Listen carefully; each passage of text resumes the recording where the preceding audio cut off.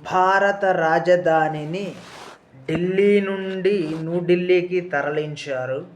ఈ చట్టాన్ని మహమ్మద్ అలీ జిన్నా అసమంజసమైనది, అనంగీకారమైనది, ఆచరణకు నోచుకోనిది, మొత్తంగా చెడ్డదని విమర్శించారు.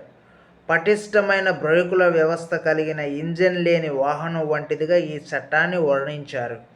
మన దేశంలో నూతన బానిసత్వానికి నాంది వంటిది. భారత ప్రజలపై బ్రిటిష్ ప్రభుత్వం బలవంతంగా రుద్దబడిన చట్టం. పటిష్టమైన బ్రేకుల వ్యవస్థ కలిగిన ఇంజిన్ లేని వాహనం వంటిదిగా ఈ చట్టాన్ని వర్ణించారు నెహ్రూ.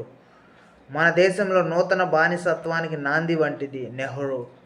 భారత ప్రజలపై బ్రిటిష్ ప్రభుత్వం బలవంతంగా రుద్దబడిన చట్టం. ప్రొఫెసర్ కె.టి. షా ఈ చట్టాన్ని 1937లో అమలు పరిచారు. అందువలన కేంద్ర మరియు రాష్ట్ర శాసనసభలకు ఎన్నికలు నిర్వహించారు.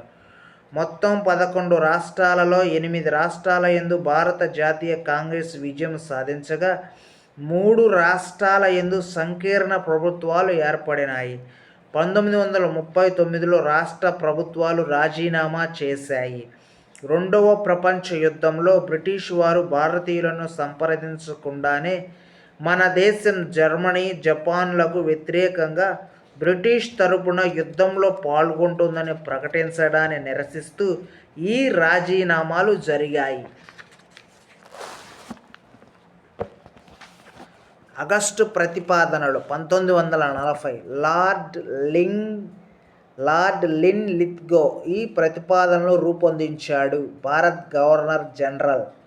రెండవ ప్రపంచ యుద్ధానంతరం భారతదేశానికి అధినివేశ ప్రతిపత్తి డొమినియన్ స్టేటస్తో కూడిన పాక్షిక స్వాతంత్ర్యాన్ని ఇస్తామని, దానికి బదులుగా భారతీయులు రెండవ ప్రపంచ యుద్ధంలో బ్రిటిష్ వారికి సహకరించాలి.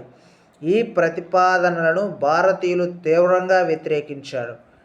క్రిప్స్ ప్రతిపాదనలు 1942 భారత ప్రజల ప్రతిపాదనయైన రాజ్యాంగ పరిషత్ ఏర్పాటును మొదటిసారిగా అంగీకరించారు. గతంలో బ్రిటిష్ వారు హామీలన్నింటినీ నెరవేరుస్తామని పేర్కొంటూ దానికి బదులుగా భారతీయులు బ్రిటిష్ వారికి సహకరించాలి. క్రిప్స్ ప్రతిపాదనల్ని వ్యతిరేకిస్తూ భారత జాతీయ కాంగ్రెస్ చారిత్రాత్మకమైన క్విట్ ఇండియా తీర్మానం ఆమోదించినది. అధినివేశ ప్రతిపత్తి, పాక్షిక స్వాతంత్ర్యం కల్పిస్తామని పేర్కొనడం. క్రిప్స్ ప్రతిపాదనలను వ్యతిరేకిస్తూ కాంగ్రెస్ 1942లో క్విట్ ఇండియా తీర్మానాన్ని ఆమోదించింది.